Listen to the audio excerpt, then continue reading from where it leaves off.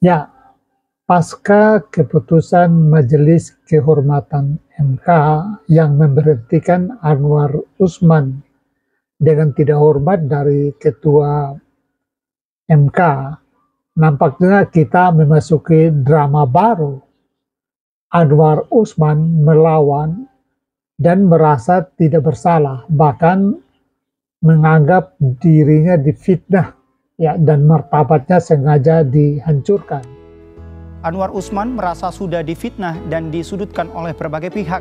Ia menyatakan harkat dan martabatnya sebagai hakim tercoreng. Anwar juga pantang mundur sebagai hakim konstitusi. Sebelumnya Selasa kemarin Majelis Kehormatan MK menjatuhkan sanksi untuk Anwar Usman. Saat ini harkat, derajat, martabat saya sebagai hakim karir selama hampir 40 tahun dilumatkan oleh sebuah fitnah yang amat keji dan kejam.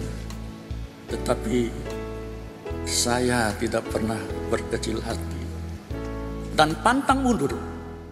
Lalu muncul pengaduan, ya, atas pelanggaran kode etik oleh Ketua Majelis Kehormatan MK yang telah memutuskan perkara pelanggaran kode etiknya Anwar Usman dan teman-teman.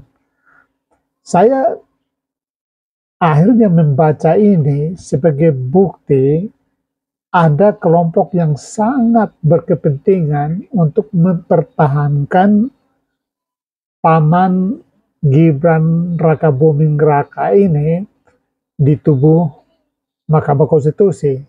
Dan kepentingan ini sangat mungkin berkaitan dengan Pilpres dan pemilu. Nah, kita harus lihat akar masalahnya. Menurut saya akar masalahnya adalah pada kecurigaan publik atas intervensi kekuasaan, ya, ke dalam penyelenggara pemilu, karena bagaimanapun juga Mahkamah Konstitusi adalah pengambil keputusan terakhir kalau terjadi sengketa dalam pemilu dan pilpres, ya. Jadi keputusan Mahkamah Konstitusi nantinya adalah bersifat final dan mengikat. Artinya kalau terjadi sengketa misalnya di Pilpres dibawa ke Mahkamah Konstitusi, maka apapun keputusan Mahkamah Konstitusi itu harus diterima karena sekali lagi sifatnya final dan mengikat. Nah, kita tahu bahwa proses ini dimulai dari putusan nomor 90, ya, tentang batas usia capres dan cawapres. Ini bunyi undang-undang bahwa batas usia menjadi capres dan cawapres minimal adalah 40 tahun. Nah, lalu ada pihak yang menggugat undang-undang ini dan meminta supaya 35 tahun. Ya, minimal 35 tahun, jadi diturunkan. Nah, orang lalu mengaitkan mengapa 35 tahun. Kriteria itu dianggap dibuat untuk memungkinkan Gibran Rakabuming Raka maju sebagai cawapres karena usianya 35-36. Ya.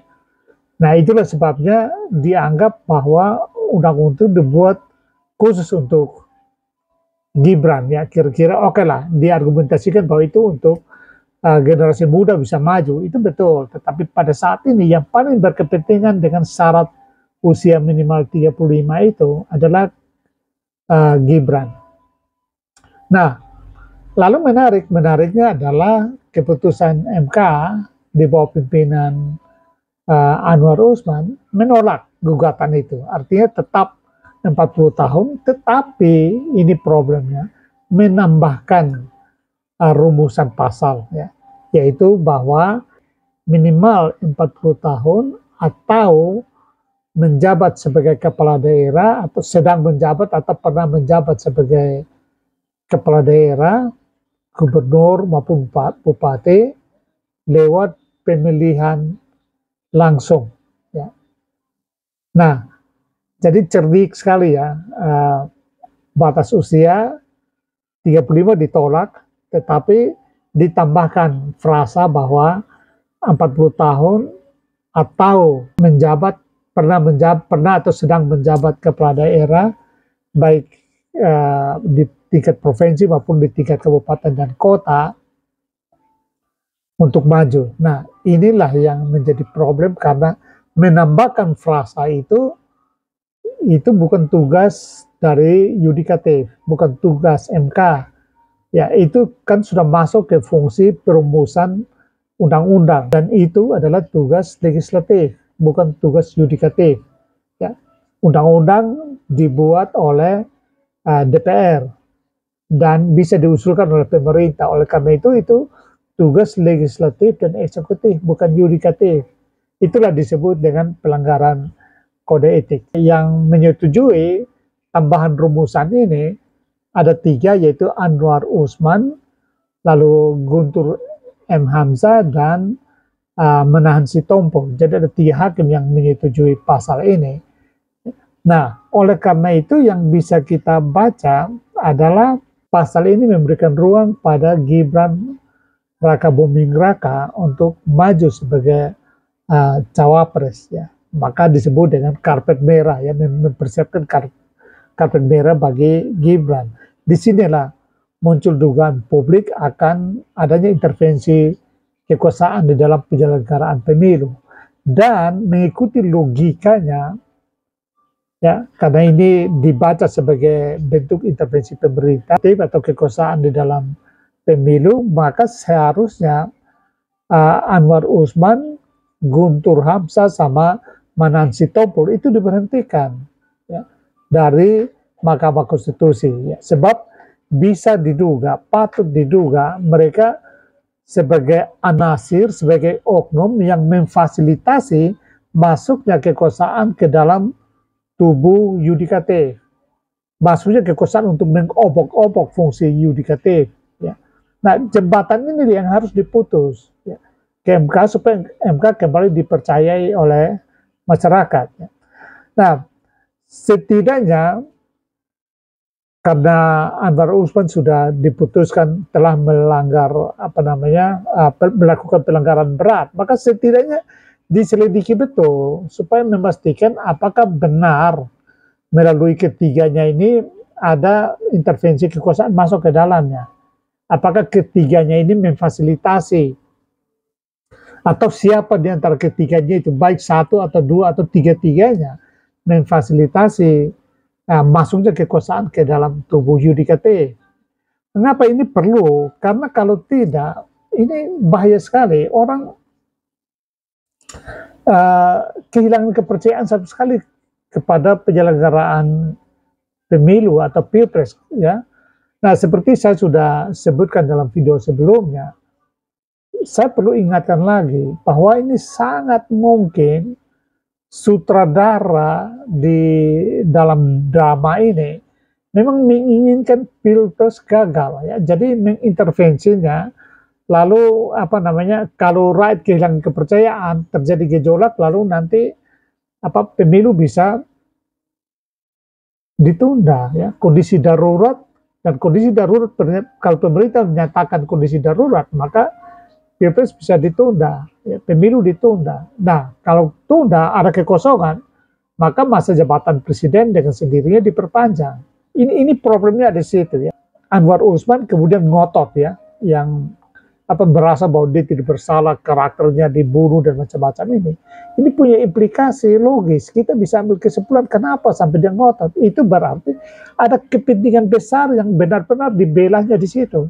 Bahwa tujuan dari kelompok ini hanya bisa tercapai kalau Anwar Usman ada di MK, ya, apalagi dengan 2 temannya, berarti mereka bertiga, ya. Kalau benar 2 temannya ini juga 2 yang ada pada posisi yang sama dengan beliau, itu betul-betul 3 serangka yang memfasilitasi masuknya pemerintah, ya. Jadi ini menggambarkan bahwa benar-benar posisinya sangat penting di situ, tidak bisa digeser situ karena tujuan kelompok ini hanya bisa terrealisasi dengan adanya peranan mereka di dalam tubuh MK, ya. Jadi kecurigaan ini yang harus disadari untuk dihilangkan, ya.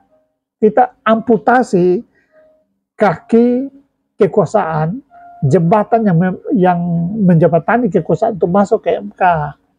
supaya MK kembali dipercaya ya.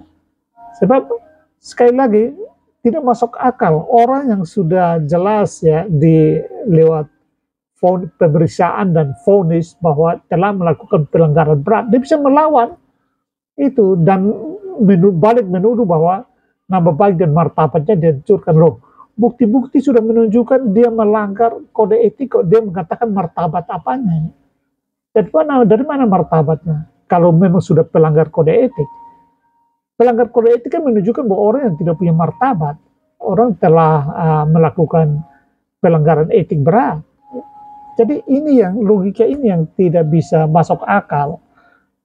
Tapi prinsipnya adalah ngotot ini justru memberikan kita sinyal bahwa ada kepentingan besar yang dibelanya dan dia tidak boleh tidak, dia harus ada di situ. Nah, menyadari akan ini maka sekali lagi harus ada keputusan yang tegas untuk memberhentikan bukan cuma Anwar Usman, tetapi menurut saya juga Guntur Hamzah sama menahan Sitompul ya, dari tubuh MK supaya MK betul-betul bersih, terjamin dia sebagai penyelenggara pemilu pilpres nanti dia betul independen, tidak berpihak, jujur, adil ya. Nah, ini prinsip ini yang penting ya. Saya kira itu pandangan saya dan saya ingatkan barangkali ya supaya masyarakat hati-hati jangan sampai karena emosi memberikan respons yang berlebihan lalu menciptakan kondisi darurat ya yang justru diinginkan oleh sang sutradara supaya dijadikan alasan untuk dinyatakan negara dalam keadaan darurat sehingga membatalkan atau memperpanjang pemilu, menggeser waktu pelaksanaan pemilu, lalu memperpanjang masa jabatan presiden. Ya.